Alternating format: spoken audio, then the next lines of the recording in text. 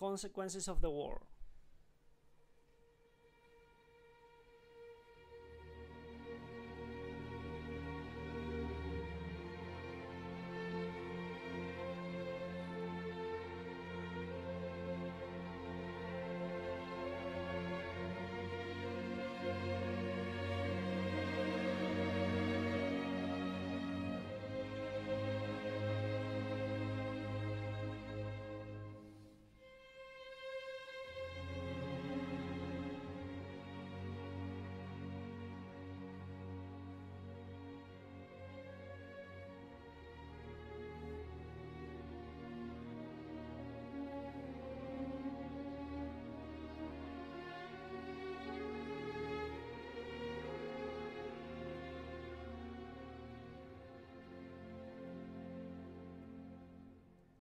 The economic consequences were not only destruction and ruin.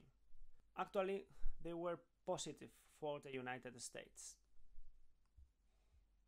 United States was the main producer of weapons and supplies for the Allies, so that meant its industry developed a lot. A new international organ was created to prevent future worldwide crises. It was the International Monetary Fund.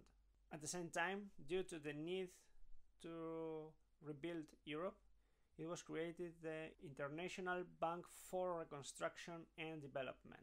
The traditional European political primacy was over, and it was replaced by the United States and the USSR. World was divided into two areas of influence. One led by the United States, and the other one led by the Communist Russia, the USSR. Europe was also divided into these two areas of influence, and its direct consequence was the establishing of democracies and capitalist systems under the leadership of the United States on one side, and communist dictatorships under the leadership of the USSR on the other side. Moral consequences affected everywhere. Soldiers and civilians who survived the war and witnessed so many examples of suffering and cruelty had to manage psychological traumas. During the war, not only soldiers suffered violence, but also civilians too. Nazi concentration camps killed millions of human beings. Allied bombings on German cities were aimed at civilians and killed thousands of them. The Japanese army committed massacres and tortures, and the United States atomic bombs dropped on Hiroshima and Nagasaki wiped out the entire cities, and thus horrified the whole world.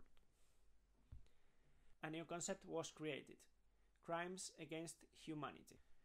And this is the end of Unit 7, one of the most horrible units. The world we are living in is a direct consequence of the results of this Second World War.